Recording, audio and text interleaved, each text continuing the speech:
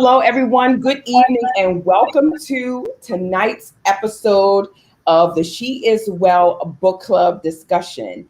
And so tonight I am bringing you another three amazing contributing authors to our beautiful She Is Well Volume 1, which is full of stories of power, strength, and wellness. And tonight's three authors shared exactly that, stories of power, strength, and wellness. And joining me tonight, I have look, all of them are doctors. So I'm going to start with Dr. Rika Wilson. She is the provider of the foreword for our beautiful book for tonight. She did a lovely job providing the foreword, but she also wrote a chapter in the book titled August. And her chapter is found on page 24. And then we're also joined by Dr. Nicole Mason. She wrote a chapter on thriving through matters of the heart, and her chapter is found on page 203. And last but not least, pulling us up from the rear with her story of resilience is Dr. Emma Neal. And she wrote a chapter called Creating Harmony While Working Multiple Jobs. And her story is found on page 107 in the book in the She Is Well. So welcome. Thank you for joining us, ladies, all of my beautiful three doctors, Neal, Wilson, and Mason. And I didn't plan that like that too. I want y'all to know I did not plan for it to be all three of my doctors on. It just worked out that way. So how are you ladies tonight? Doing well. I'm doing great and so excited to be here with everybody. Thank you. Yes, good. I'm so glad to have y'all. I cannot wait for you all to share, because although all the chapters in this book were powerful, it's so good to just kind of have that open dialogue and conversation back and forth, because it's one thing to read something, but it's another thing to really have open discussion about it, which is why I felt led to do the book club. You know, I know that we're doing this kind of in a virtual space, but I want us to imagine that we're all over at somebody's house. Let me see, I can pick somebody's house. Let's imagine we're at Dr. Rika's house. Why pick her house? Because I think she likes to cook. Look, she's got apples in the background. I love to cook. You know, Mother just finished cooking for these children. Yes, ma'am. I told you, I knew I picked the right house, y'all. She would be the one to feed us and everything, okay? Absolutely. All right, so I'm going to read a little bit of her foreword, a piece of the foreword, because May is mental health awareness month.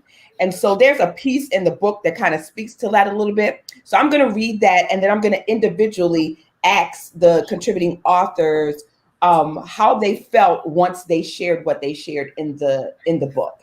So I'm going to just reading. If you have the book, I'm reading from page 4, and it says, "Do not worry if you are struggling with mental illness, depression, rejection, abandonment, or anything else that makes you feel less than the masterpiece God created.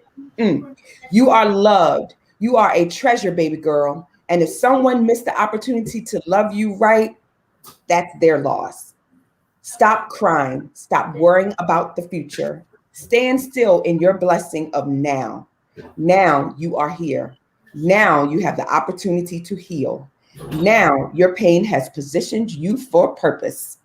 What are you going to do with your now?" Right. Dr. Rika, you put your pen all in that. I want to give glory and honor to God. He did it. Yes, that was amazing. No, as a writer, really, I just write from my heart. And so I wanted women to know, I wanted them to feel what I was feeling at the moment.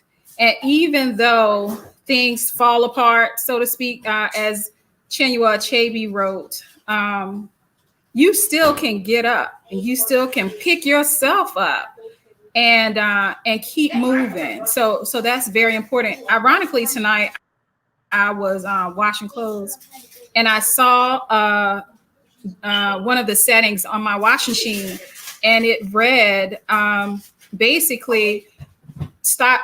I can't think of I'm having brain freeze.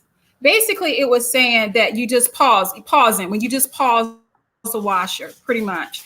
And sometimes in our life, we just pause the moment instead of keep going, instead of picking ourselves up, we pause. And it's important to know when to get out of pause and to keep pushing and keep going. Because if not, we'll still be in that same mental space, and it's just not healthy. Absolutely. And that is amazing, because I think especially some of us, when we can't get out of our own way, we tend to stay there and not move forward and make that forward progression. And be motivated by anger, Delana. If you don't, when you're motivated by anger, it can just kill you inside, So Absolutely. Being able to press the button to say, I don't need to pause the setting anymore. I can move on and I can let it all go. Right. Absolutely. So hopefully those words of wisdom was freeing for someone. Okay. And giving you permission to just go. All right. Now, Dr. Mason, your story, of course, is near and dear to my heart, because you shared in the wellness category about thriving through matters of your heart. So talk to us a little bit about how you felt after you shared your story. And then I want you to share just a piece of what that meant for you to do that, because yours is has a couple of layers to it, not just talking about the heart, but I think there is a couple of layers to your story as well. Sure. So first and foremost, thank you so much for this awesome opportunity to join with these awesome and amazing women, and to you, our visionary, for this project. I felt it was necessary to talk about grief and just the impact of grief, and how your faith impacts grief, and grief impacts your faith, and faith impacts your grief, and all of those things in between. And I really, I thought it was important to join this project from the moment that I heard the title, She Is Well. And, for me, it took to be intentional about getting myself well again after going through such a traumatic and devastating experience. And you have to get the book to read all about that. But, writing is therapeutic for me. I've been writing since I was a kid, and it's always been that. And so it was very therapeutic. And my prayer as I was writing, as I've submitted my chapter, was and continues to be that someone else who is going through the grieving process will read it, feel my energy flowing from my heart to theirs, and that they will be open to be well again, even in the absence of one they loved so much. I like that. And, for me, mine talked about grief. And so when you submitted your chapter and I've read through it, it was like it picked up where mine left off, because I talked personally about the inability to deal with grief, and how grief was like not my friend, and how it came to steal my joy. And so what I shared that kind of stopped, yours almost kind of picked up. And so reading that was like, I got to a certain place in my grief and how I was able to share it, because it was so new, it was so fresh. When I began to write, and again, it was therapeutic for me as well, trying to heal and deal with the loss of my mom, and wondering if what I was writing was going to resonate with someone who was, experiencing that, or who would experience that. So, and that's interesting. That's interesting that you would say that mine picked up where yours left off. And the very first thing that dropped into my heart was, because I've been on this healing journey a little bit longer than you.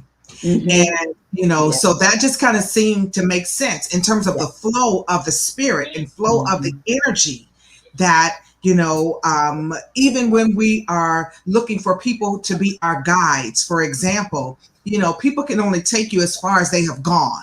Right. Then you need to have somebody else to pick you up on the next leg of the journey, if you will. Right. And so that's amazing that you felt that way and sensed it. And I think just connecting the two is powerful. Exactly. I'm coming up on 16 years this year of losing my mom as well. So, I've had a lot of time to look back to see how God strategically helped me Mhm. through the grieving process. So that's awesome that you felt that way. Amen. Yeah, I did. When I read it, you could tell that where you were in your grief process and where I was, even when I started writing it, because it was helping me to deal with the loss. And so I had to begin to immediately write it. And I could just tell, just based on what we were sharing, where we were, that you were definitely in a different place with your journey of loss and grief and healing than I was. So that was a good compliment to that. Yeah. Amen. So thank you for saying yes. I know you thank me for being the visionary, but thank you for saying your yes, because you didn't even realize how your story fit in with the book. And there it was. So Dr. Neal, Miss Creating Harmony, working those multiple jobs. Let me just say that I'm sure all of us here tonight and those watching can relate to some sort of that, even if it's not the physical sense of working 2 jobs, the fact that we have children, that we are multitasking and juggling, and we have, several roles and responsibilities.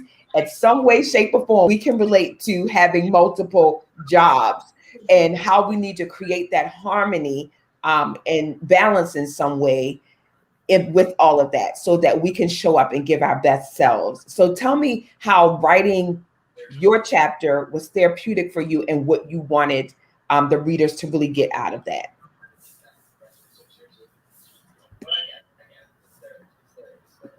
Let me see if I can unmute you. Okay. Did you unmute Dr. Neal?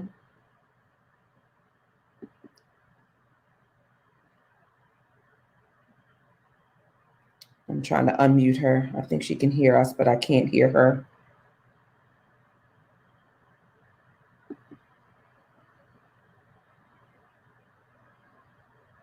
Okay, Dr. Neal, you're going to have to unmute yourself. It wouldn't allow me to unmute you. Oh, I see. I think she's having audio problems. I think she's dialing back in. Yeah, can you hear me now? Yep. Now I can. Okay. Perfect. Okay. Sorry about that.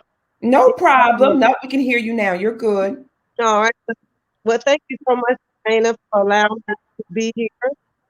And I just want to let you know that I have an echo. Yeah. Do you have 2 devices on? No, actually, just have one. Okay. Wait a minute. Let's see if I can just turn it. How about now? Okay. Yeah. Yep. Okay. But this was important to me because, getting pregnant at a young age, working in West Virginia, a small town, it was important to get out to all women just to know and understand that I had to survive. Mhm. And coming from where I come from, you couldn't get a job. And it was a lot of racism going on. And so I had to find some way to provide for my daughter. So I, working 2, 3 jobs to survive. But then as I moved out of West Virginia, I started having health issues and everything was going on. So I was trying to find a way where I would be able to survive, but just be a single mom. And it was important to me to write this story to let women know that don't give up, no matter whether you're single or whether you're married. It doesn't matter, because I've learned that having multiple sources of income is important. And it actually really worked, especially during the pandemic. But also I had to learn how to balance. So I had to exercise, I had to diet, I had to, do a lot of things. And I wanted the other women to know that I didn't give up. And I'm glad I didn't give up. And I was able to come and share my story to let all the women know that I have survived cancer. I have survived a lot, but I still was able to work and get to where I'm at today. And I was able to balance this, but also work and also save. And I have helped a lot of other women that, you know, have worked 1 or 2 jobs and just ask me type of questions of how was I able to do it. And I just let them know, first of all, you have to take care of your health. You have to take care of your health, and you do have to have some me time. So I just made sure that I take a vacation at least once or twice a year. And as I started working, I decided to get my own business. And I said, okay, well, where can I go with that? And this was in leadership. So being a life coach. And this is what I've done over the last year or so since I started my business. I have just been, you know, encouraging other women to let them know that, you know, you can do it. You just can't give up. From 15 years old right now, I can already retire. But it was just something that I had to do, but I had to go through a lot of emotions and I had to go through a lot of stress to get to where I'm at today. And dealing with my husband having cancer. And so it was very emotional. But I don't want to, I guess I didn't want to have to work for the white man for the rest of my life, you know, so I wanted to have options. And so I just decided to go out here and I just started to work. And as I did, you know, I just kept getting promotions and they just kept asking me to run this and run that. And I said, well, okay, you know, let me sit down, let me see if I can get this other, you know, knowledge out to other women. Because you have a lot of people, women, a lot of, you know, young teenagers that get pregnant and they give up. You know, they don't have the support, they don't have their family support, and it's important for someone else to share that knowledge just to let them know. You know what? There was times where I didn't have a vehicle, and I had to walk in the snow to go pick up my daughter at daycare. It was a lot of things that I had to sacrifice.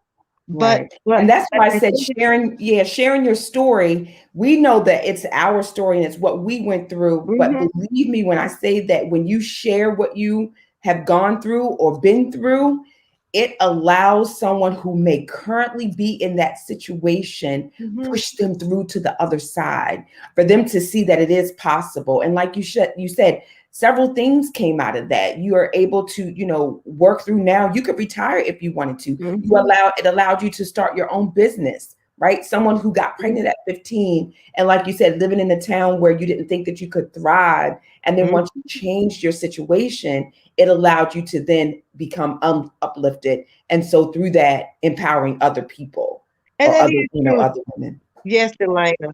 You know, and it's, you know, but it's very important, you know, with you in this project, you know, it allows us to be able to, you know, reach out to other women. And even today, I have so many people still asking me for a book. I can place another order, but I have so many people that want to read the chapter, you know, and especially a lot of the younger generation. I mean, I've been seeing a lot of younger generation, young women that want to read the story.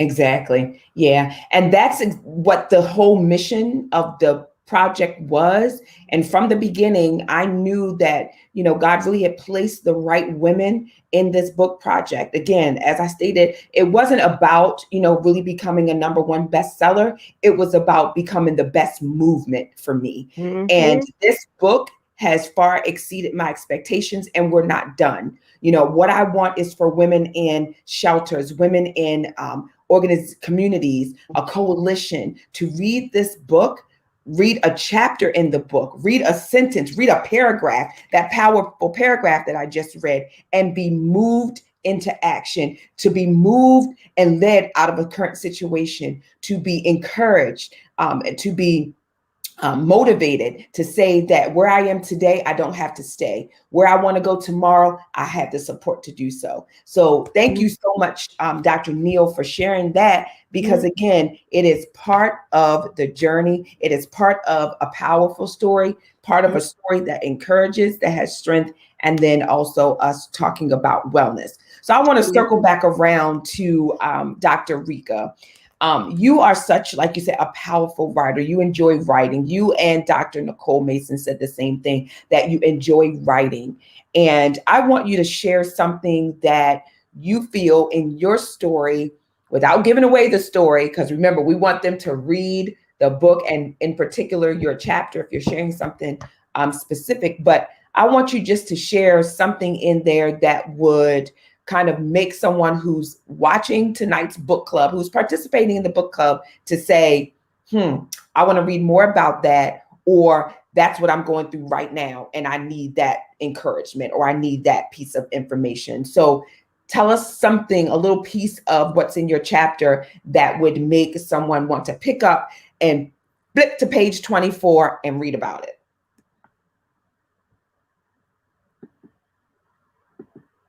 All right, let me unmute you.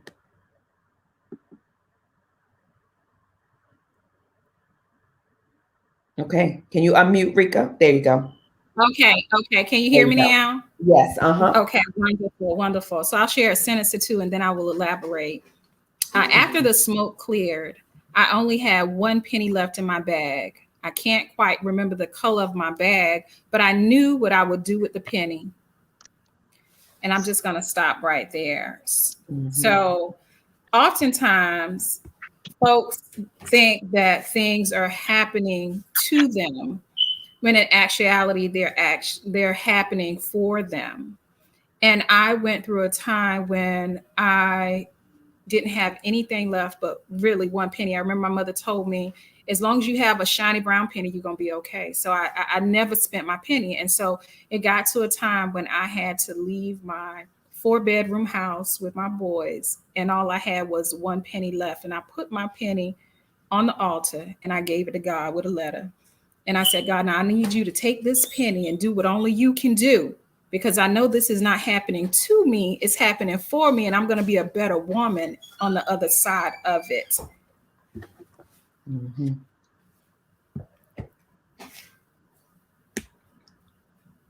Can you hear me? Yeah, that right there. Yeah, I was looking down doing the same thing and trying to put that screen, because I was over here doing like this. Yes. So that right there, because there was a lot in that. And remember, I said there was some layers to it. And not only was what you were doing relying on your faith, it was something that you said that your grandmother had told you. Never my mother. Oh, your mother. Okay, your mother told my you. mother told me. Yes. Get to that point where if you got a penny, you ain't broke. You ain't broke. You ain't broke, baby.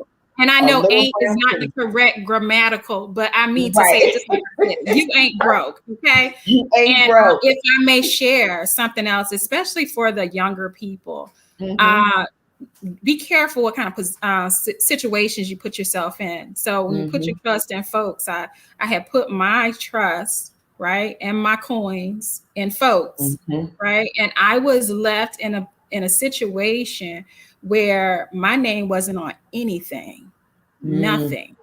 Yeah. Not one thing. I had to start over because what I was thinking was mine, right? Based on your word, wasn't mine at all. And so legally, at the end of the day, boo, you have nothing. Right. That penny, that was it. And I had to take that, start from scratch, and God did it. Yeah. God did it. But in that, the strength that you had within you and the power of the penny, which led you to your purpose, even though you had faith. Come on. Right. And I was embarrassed, Elena. I was embarrassed, right? Because I was a professor at one of the top schools in the DMV.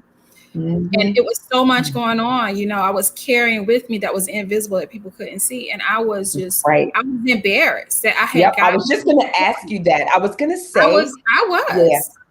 That if somebody saw you, they probably wouldn't know that you were going through that, and that penny meant what it meant for you, because you still were able to show up and do what you needed to do, although you had this, kind of silent turmoil that was really going on. Yes. And the reason that I had the penny is because after becoming a mother, I had transitioned to just being at home with my kids. So I left my position at the university and I was just at home with the kids.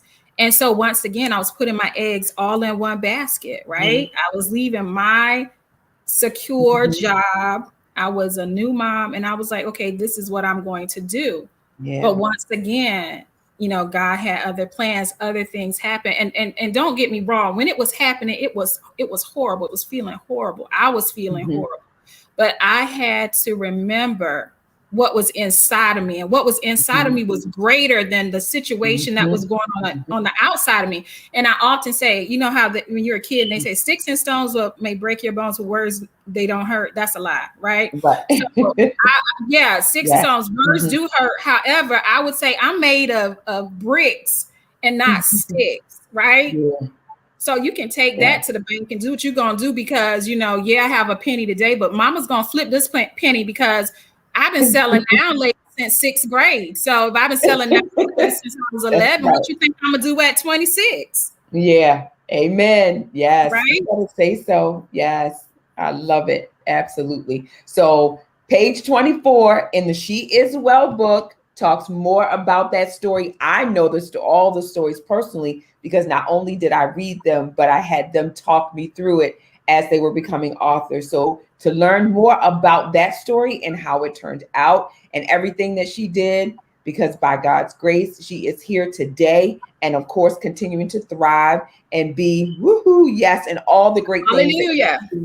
Yep. And her organization is Brown Girl Wellness, and she's doing things both here and abroad. So again, not only was she able to get herself through that situation, again, God purposed us. And so she is now helping other women. Not, like I said, not just here, but over in Ghana. I mean, just everything that she's doing. So go to browngirlwellness.org and find out more about her mission and her organization as well. So thank you, Dr. Rika. Oh, thank you, Delana. May I share just one little nugget? So when when God dropped Brown Girl in my spirit, you know, I said, I don't have time for that. You know, I have a retirement. You know, I have 3 boys. I don't have time to do nonprofit work, you know, because these kids need to eat. Yes. You know? And God had to take me back to that and break me down to a point and said to me, you know what, everything that I want you to do with Brown Girl, I'm going to let you experience it. So when the women come, you are not talking about what you heard about. You're talking about what you lived, what you know. And I was like, what you mean, God? But let me tell you, with every tear, right? With every tear, I began to understand. It was like life became my classroom. Yes. So all these things were lessons. Like, okay, so when the woman comes and she needs X, Y, and Z, you know what that feels like, right? Because you've been there. And I thought I was humble before. I thought I was humble with my paycheck, right? I thought I was humble with my retirement. But when all of that was gone, that's when true humble stepped in, and God had to say, you know what, you are nothing without me, right? So I'm going to strip you down to absolutely nothing. And the man you love so much, he's gone. So what you going to do, right? And I had to build again. I had to dream again. I had to paint another picture. I had to pick my crying self up, get it together, wipe my dusty face, and say, girl, you got this. Okay. Yes. You got this. Highlight, bold. You got this. Period. With the T. Period. Yes, with the T. Yes. You got this with the T. Thank you so much, Dr. Rika. I told you, ladies, tonight's book club was going to be powerful, of course, and that I had some of the amazing authors with me tonight. So I want to move over to Dr. Nicole Mason. Now, your banner in the back talks about showing up great. You always show up great. So I want you to give us a little snippet, just a little lens look into your chapter, which is found on page 203, Thriving Through Matters of the Heart. And I want you just to share a little bit about it and then edify it so that whoever has not purchased this book will want to purchase it and dig in and read more. Now, you know, you just can't go over Dr. Rika's chapter and put me back with the other ladies. Wait a minute, hold on. Okay, let me change that. No, this is a book club discussion. This is a book club discussion.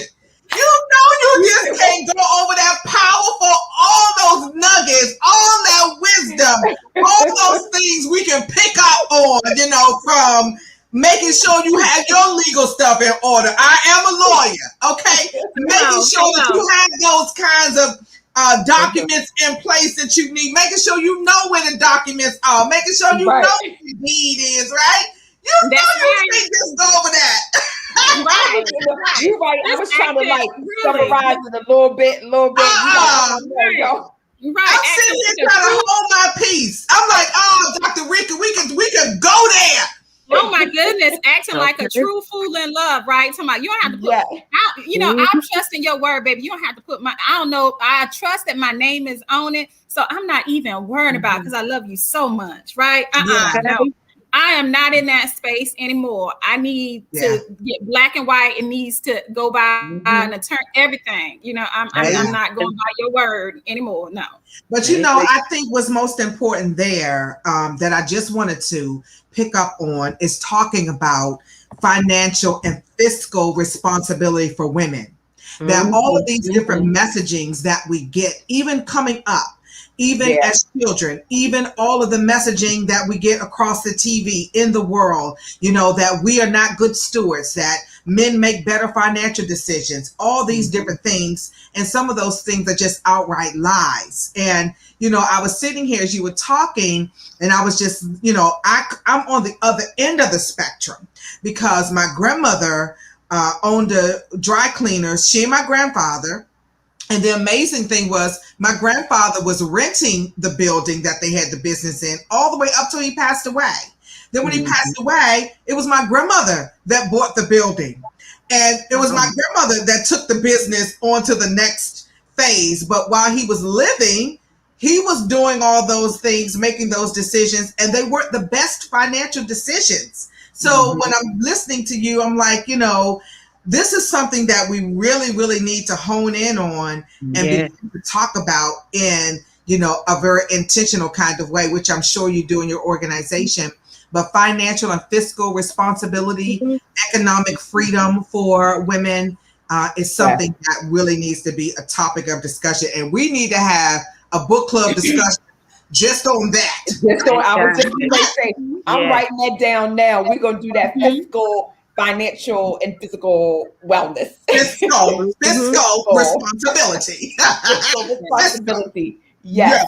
Okay. Let me get back on track. I was like, honey, Dr. Rika is dropping so much. We could stay right there. Okay. Yeah.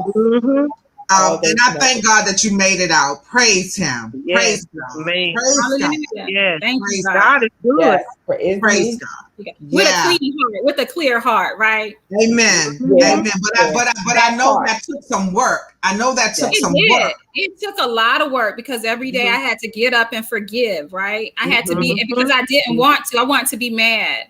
Yeah. But then I had to say, you know what? No.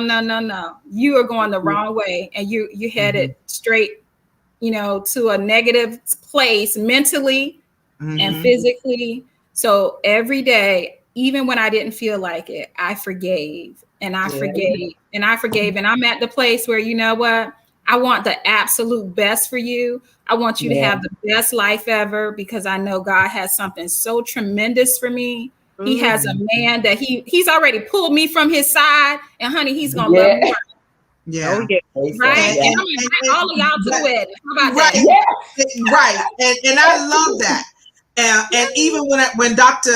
Emma was talking, you know, I think it's very important that we also, you know, really honor and talk about personal responsibility and accountability. You know, because a lot of the decisions that women make that lead us down some really wrong holes, rabbit holes, they really have to do with our own personal responsibility or the lack thereof. And that really is how we begin to have conversations with those coming behind us about how they handle their business. That's one of my mantras. You've got to learn how to handle your business. And when you make mistakes, like the both of you and myself, I was a teenage mom, 19 in college, you know, really understanding that you really have to think about your actions and the consequences before you do them. And this is really, I think, the crux of having the conversation with the younger women about their power and what they bring to the table, and not allowing anybody to take over their lives, you know, and them not having anything to say. So I love this conversation. I'm like, girl, we can talk about this for real. Yeah. You know, Dr. Mason. Excuse me, Dr. Mason, man. I'm sorry, Dr. Neal. I was going to go ahead, Dr. Neal. Yeah, no, I was just saying, Dr. Mason, I do agree with you. And Dr. Rika, I do agree with you as well. And it's important to get this knowledge out, because at the end of the day, you know, we have a lot of knowledge that we can share. And I know, far as me is concerned, you know, I have my kids that I had to, you know what, have to look up to me. So I wanted to let them know, you know, not to give up, especially during this pandemic. You know, listen, I was truly blessed to be working the whole entire pandemic, not losing my job or even my business. I mean, my business even picked up during the pandemic, only because there was so many women that was down in their job and so forth like that. But, you know, I let them listen. You know, this is the time that you have to say, and you have to, you know, plan ahead, have an emergency fund. We don't teach our children about emergency funds. We don't teach them about things like that, you know. And at the end of the day, this is something that we need to do. And this is what I did myself, you know, getting pregnant. I'm like, okay, no, I refuse to live from paycheck to paycheck. I won't do it. And you know what? My story might not be for everybody, but I know there's some struggling women out here, and I know there's some women out there that, you know, want to earn income and get out there and work. It don't matter what you do, but you get out there and you take that one source of income and you put it in your savings account and you don't touch it. And I tell my kids, my adult kids, which are 32, and my 20-year-old, I say, listen, pay your bills, but you act like you have another bill, whether it's $100, you take that $100 and you put it in your savings account. So you add that $100 in with your bill. That's what you do. And you know, they have to thank me every single day. And so it's just important, because with me, you know what, being sick, husband, a Christian, he ended up getting cancer, and I was angry. I was angry at God, you know, because I'm like, why him? You know, why not me? You know, I was really angry, I was bitter, and I was hurt. Yeah. You know, but then I had to pray, and my husband is the one that gave me the strength. Yeah. And so now I tell him, I tell him, it's your time. You know, you relax, you do what you have to do. And now I'm out here and I'm handling my business. And that's what I'm doing. That's right. Yep. But sharing that and telling that and living it so that other people can see it. And that's what allows you to, like you say, the story may not be for everybody, but there's nuggets in it and there's pieces of it that people can pull from in their story. So may I also go ahead, Dr. Rika. And I'm sorry, Delaney, I didn't got us all. No, that's what the book club is for. Then I'll get back on track. So, as you were talking, Dr. Mason, I was thinking, you know, for me, I had to do a lot of self-evaluation, right? And when you said about, you know, women have to check themselves, I had to check myself. And I had to get to a place of absolutes. I'm absolutely not going to deal with this. I'm absolutely going to stay true to my values. I'm absolutely going to acknowledge that it's over. I'm absolutely going to accept me for me because I am enough. So I had to check myself and figure out, now, what did you do to go off road, right? When did you abandon yourself? Okay. So when you can figure out when you abandon yourself and have a list of absolutes, what you're going to deal with and what you're not going to deal with, what you want and what you don't want, then things started to change a little bit for me because I had clear expectations of myself, right? So I didn't look outward. I started to look inward. to check Rika. What is going on with you, girl? Why you are putting up with some absolute foolishness? What do you need to do in every area, right? So why do you just have one penny left? Why don't you have more than that? Because you absolutely didn't make better decisions. That's why. So what do you need to do to check yourself? So I would encourage women to come up with a list of absolutes. What are you absolutely sure about? I like that. Yes. I like that. Yes. Come on, Dr. Rika. Come on. And my thought as soon as you started talking was, you know, about making a decision. There's so many women that don't make decisions. And when you don't make a decision, that is a decision. And so really being strong enough to have your absolutes and, you know, put a boundary around yourself. You know, my mother used to always tell me, Nicole, and this is where I got this mantra, it's not about what you have on, it's how you show up. And she was merely talking about, you teach people how to treat you by the way you treat yourself. So you're not going to just come up and roll up on me any kind of way. I don't think so, right? And when you have that kind of posture, it either causes people to love you or hate you. Yes, it don't matter to me which way it goes. I really don't care. Yes, ma'am. Amen. What you not gonna do is mistreat me. That's what you not gonna do. Okay. Okay. Let me get back on track. Visionary Delana. I'm so sorry. No, I'm so sorry. Listen, that's how book club is supposed to be, right? Exactly. You know, book club, you're gonna have it all. Exactly. Okay. I'm sorry. Yeah, because Dr. Rika's stuff was so like, girl, we cannot let that go. Okay, so let me get back to my chapter. Let me just read like one sentence. All right. Okay. Here we go. I said, my faith was tested in a way that it had not been tested before ever in my life. The next several years would be filled with ups, downs, twists, and turns that would cause me to dig deep within to find a new normal and a new level of faith. And so I would just leave you with the fact that situations come in your life, and I love the way Dr. Rika said it. It's not what's happening to you, it's what's happening for you. And I co-sign that and reiterate that all at the same time. And what you really need to understand, if you are listening to us, watching us, and this is the way that it resolves in my heart, in my spirit, is that what happened to me, losing my loved one, it wasn't sent to break me, but rather to build me up. And so I really want you to know that your faith is not necessarily for things that are going well. Your faith is for situations that go, quote, quote, bump in the night where you're trying to figure out, am I going to be able to make it or not? Am I going to be able to come through? That's when your faith rises to the occasion. Yes, God. So rises to the occasion, and you come to know what you're really made of.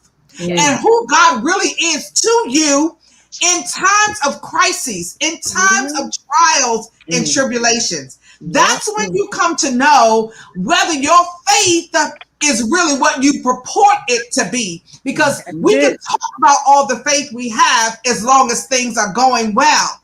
But what will you say about God when you're trying to figure out if you're going to be able to ever pick your head up again, if your heart is ever going to be mended again? That's when our faith again rises to the occasion.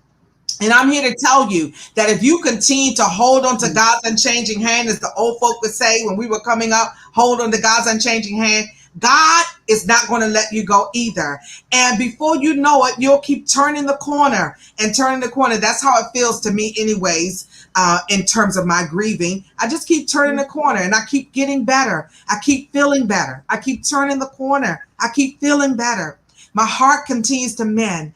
And guess what? My faith continues to be strengthened. So be encouraged tonight as you share with us and know that this too shall pass. That's what my mom used to always tell me. And what I mean by this too shall pass, I'm not talking about necessarily what you feel in your heart about losing your loved one. But what I am talking about is the pain that's associated with it.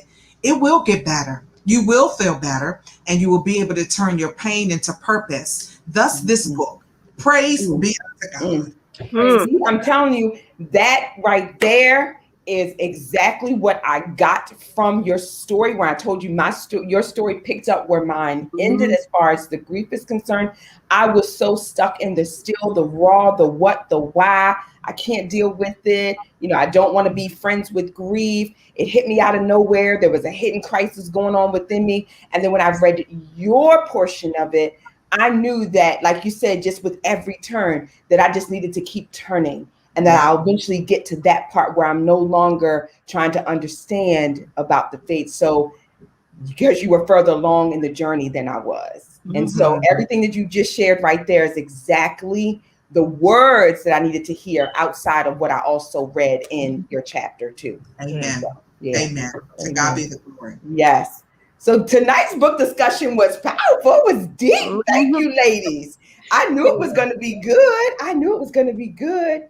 So I'm hoping that those of you who tuned in, whether you joined the book club live, because I told y'all to get comfy and join us live, or if you're watching the replay, that something that myself, whether what I shared or what I read for you in the foreword from Dr. Rika, or something that they shared in their discussions with you about their chapter, and even what we chose to, dig a little further with some of the nuggets that were shared. Because whenever you have a discussion, whenever you're in a book club, if any of you have ever participated in a book club, that's exactly what it's meant to do. It's meant for you to have thought-provoking conversations and prolonged discussions about different subject matter in the book. And so that's what we are intending for the She Is Well Book Club to do.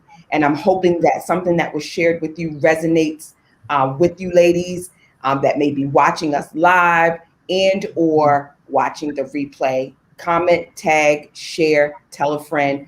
We're here on Wednesdays at 8 o'clock. And we still have a couple more of our co-authors that will be sharing their stories and doing the same exact thing. Because again, we didn't just write this book because we all chose to share a story and put it in, bind it in between the pages. We really want for this book, to become a movement, and for us to touch and share with women far deep and wide beyond our wildest imagination. So again, I thank you ladies again for your yes. Thank you. Can I say one thing? Thank you. Sure, absolutely. Thank you. Yes. I just want to say one thing. I just want to let all the women that's listening, that will be, coming back on, the replay, don't give up, just have faith, and if you do it for yourself, because so let me tell you one thing, and this is a quote from my daughter that's in the book. It's a small quote that my daughter told me. She said, "My mother, Emma, had me at a young age of 16 years old. However, she did not allow her having a young child so young to get in the way of her success. For as long as I can remember, my mother has always worked extremely hard, and she has never been a lazy person at all. My mother has done everything she could do to make sure she could provide for herself and her daughter." And, that makes me feel good. Yes. That, I've come a long way. And so, it is a very powerful story in this book that will help anyone, women. And so just don't give up. I think it's very important just to talk to someone. If you have to get a life coach, or just reach out to someone, because I know a lot of women have reached out to me, and I have helped a lot of women, financially. I've helped them emotionally, physically, and I have been there for them. And so please just pick up the book, read it, the chapters, it may help you instead of giving up. Absolutely. Yes. Thank you, Dr. Emma Neal. And, reading that letter from your daughter allows you, and I know, at the time when you were going through that, like you said, you had her young, you set your mind to something that you wanted to do and, push forward, kind of bust through barriers and did various things to accomplish that. Again, read her story and you will know exactly what I'm talking about. Doing that, you don't realize that at that time, the impact that it even had on your daughter that was watching you with her young eyes. And she wrote that letter. And I'm sure that, you know, even for you, when you read it, it can be, you know, emotional and tear-jerking. It was. It brought tears to my eyes because you don't realize how much your children is paying attention. And, you know, it really just brought joy to my heart because she knew that everything that I did, I was doing for them. Yeah, absolutely. Absolutely. And may I share with Dr. Neal, I am that kid. You know, my mother had me as a teen, right? And when they asked her, you know, if she wanted to abort me, you know, when she was 15, but here I am 46 years later, right? Thank God. You never know. And this is really good for women because you never know what's inside of you, right? You never know what's inside of you. So before you go abort something, whether it's a baby, whether it's a dream, whether it's a promise, before you abort it, you might want to go back and think again, right? And talking about faith, what Dr. Mason said, I have faith enough to know my mother as a teenager in a small country town where she was ridiculed. She had faith enough to know God has given me this baby and I'm going to take care of her. I'm going to do right by her. And I'm going to make sure that she has the best of everything. Right. So her faith did that. Right. So that just makes me feel really good. And I have, for an example, I have socks I call Won't He Do It socks, 2 pairs. So one pair of socks is my Won't He Do It socks. When I'm walking in faith and I want God to do something, even though it looks one way, but I know God already spoke something else. So I put on my Won't He Do It socks and I start walking and I start speaking whatever he said he was going to do. And then after he does it, I come back and I put on my Yes He Did socks because now he already told me he was going to do it. Then he turned around and did it. So now I'm praising in my Yes He Did socks. Yes, he did. Yes, he did. Yes, y'all better stop. That's what you have to do. You got to give faith, and we got to keep that faith. Honey, y'all better shut this down because we about to run this thing up. We about to run it up, okay?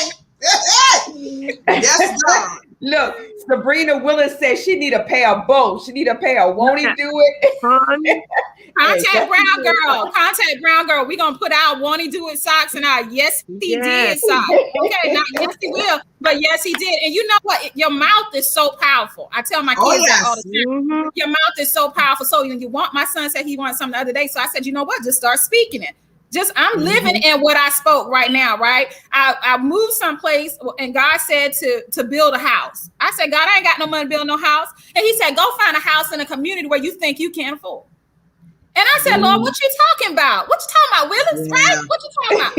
So God took me to a community where I thought, right, that I couldn't afford, but I know what God said. So I took all the money I had saved and I put on a down payment to build a house from scratch, right? I know that's right. I thought I couldn't afford because God told me you can get what you want because I already told you to get it. And so I did that according to his will. So I said that to say, when I was walking in the promise, I was in my Won't He Do It socks. Now I'm sitting in my dining room. Yes, he will. Yes, he will. Yes, he did space, right? Because he said, do it. I did it. And it's not about what I could afford, but it's what he had for me, right? And so even check, you know, God said, I'll write your paychecks. So some folks really need to start speaking that thing. And you just need to start saying, God said he'll write my paycheck. So people are already sending checks to me just because God laid me on their heart and they're just doing it just because. People are already funding the vision because God is not going to give you something and not provide provision for it, right? So he told Elena to go out and get these women and you're going to write a book. So guess what he's going to do? He's going to provide because he said it already because God is at his side. He's not going to send you somewhere. He's not going to give you provision. So for all the women who are wondering about where it's coming from, get your socks. Call Brown Girl. If you ain't got time to call Brown Girl, go get you some socks from Family Dollar and walk around and start proclaiming what God is going to do, what he promised. Because you better come on. He's not going to lie. Hello. He's not going to lie. He's going to keep his promise. And you can walk in that thing and you can stand in faith knowing it's going to happen because God said so. And I'm going to stand on it. If nobody else is standing with me, let them go. Okay, let them go because they're not meant to be standing with you. I'm going to stand on a promise because I know what he said. And yes, he will. And then you can go on the other side of that. Yes, he did. Honey, God will not give you anything. God will not give you anything you cannot handle. And I truly believe that. And you just got, like you said, you just preached to Dr. Rika, because I'm going to tell you, you know, you got to just believe. You got to trust in him. You know, he's not going to give you nothing that you cannot handle. And sometimes he wants you to go through that pain. He wants you to go through, you know, those in the road to get you where you need to be. Amen. But you have to have that faith. Yes, we are blessing some folks that's watching this book club. Okay, Sabrina says she about to throw her phone. Listen, the visionary, when you bring us all together, I can see this space. It's called Pass the Mic. Yes. Pass the mic. I might as well put pass that on. Listen, in September, I might as well put that on the agenda. Just pass the mic. Hour is going to be Pass the Mic. Pass the mic. Pass the mic. Oh yes, baby. Because I can pick up on so many of those threads. I already know. Pick it up. Okay, pass the mic. Yes. Make sure that you are there for the live event. It's going to be September the 18th, and it's going to be in the DMV. So my assistant is trying to solidify the location, but September the 8th, it is the 10-year anniversary for the Women's Wellness Lounge, and the She Is Well book launch for Volume 1 and Volume 2 will be there. All the co-authors will be there. So ladies, it's going to be so powerful, and I'm so excited. Yeah, it's going to be the Pass the Mic hour. So imagine somebody might better have some sheets when the folk just pass out. Exactly. Some sheets. So my girl, you came in one way, but you about to leave another way. You about to get your deliverance. Hello. Yes. Exactly. I listen at Dr. Rika. I'm like, girl, I know what you're talking about, because the house I'm living in, baby, I told the Lord I wanted to move back to DC before I couldn't move back to DC because the prices were going crazy. That's the way I said it to him. So I was able to move back to DC, didn't have an income, but God made it so that I was able to move back into the city in Brooklyn, where my house is now worth over $1 million. Don't play with my God. Right. While you said, put me in there. Look at that. Exactly. I know what you're talking about, honey. I know. And I started coming around to this neighborhood, driving through here, and my favorite color is red. I saw this red house. I said, baby, that is my house. Then I walked in and had a red dining room. That is my house. Okay. I know what you're talking about. And you know, this opens up doors for a lot of women because, you know, I work for a very powerful company. And I hire leaders every day. And if anybody's looking for work, you know, I got a website, you know, empowermentlifecoachingservices.com. You know, send me. Send it to me. You know, I hired 3 women within the last month. You know, get connected, ladies. Get connected. Don't miss your blessing. That's a blessing right there. These women were out of work for about 6 months to a year without a job. And I posted it, you know, put some information out there.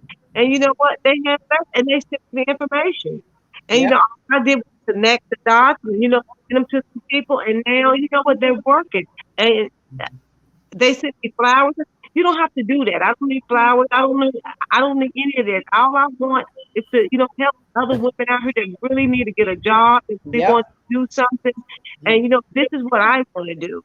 Exactly. Because you want to be a blessing to others, like you said. Yeah. So just think about that. Your chapter was talking about having multiple jobs, and now you're in a position to give other people jobs. That's right. Won't he do it? Won't he do it? Yes, he will. Yes. See, I bet y'all didn't think y'all were going to spend this whole hour with me with this book club, dropping these nuggets and having fun. But I'm telling you, that's what we came to do, honey. We came here to do that. We came here for it.